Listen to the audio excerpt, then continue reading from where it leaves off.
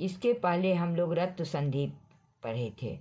आज हम लोग पढ़ रहे हैं लोप संधि, अर्थात विसर्ग का लोप। विसर्ग का लोप।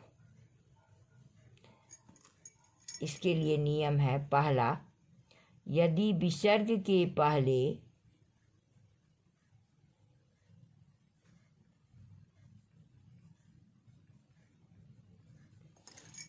अ हो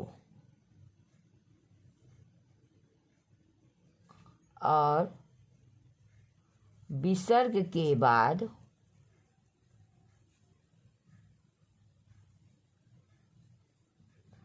अ से भिन्न कोई स्वर हो, अर्थात अ को छोड़कर कोई स्वर हो। विसर्ग के बाद अ से भिन्न कोई स्वर हो तो विसर्ग का लोप हो जाता है।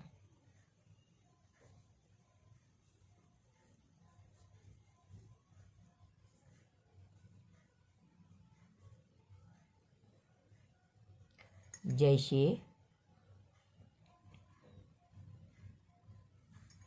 अतः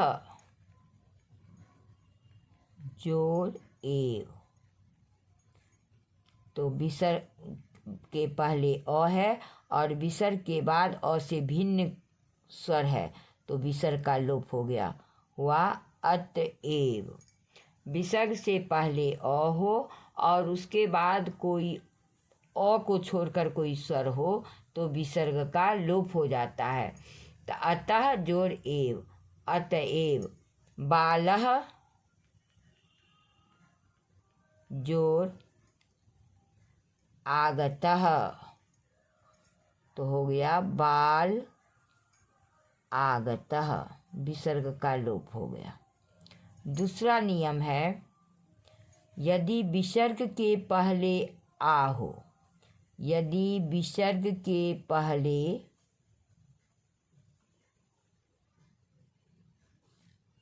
आ हो और विसर्ग के बाद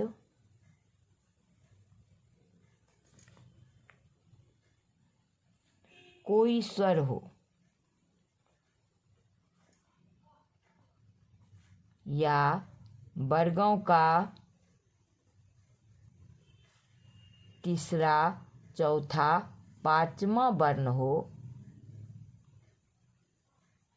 या यो, रो, लो, वो, हो में से कोई वर्ण हो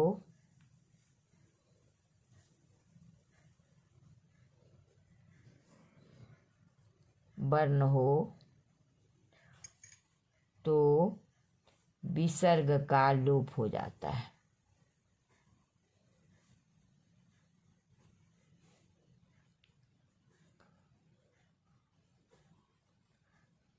जैसे यदि विसर्ग के पहले आ हो और विसर्ग के बाद कोई स्वर हो या वर्गों का तीसरा, चौथा, पांचवा वर्ण हो या य, र, ल, व, ह में से कोई वर्ण हो तो विसर्ग का लोप हो जाता है। जैसे बाला जोड़ गच्छन्ति, तो होगा बाला गच्छन्ति।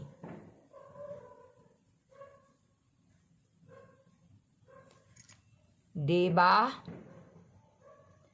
जोड़ इह, तो विसर्ग के पहले आ है और विसर्ग के बाद स्वर है तो बन गया देवा इह। इसके बाद अर्जुना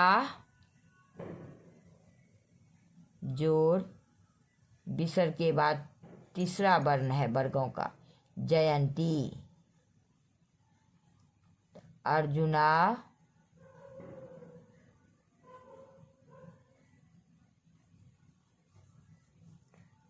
जयन्ती।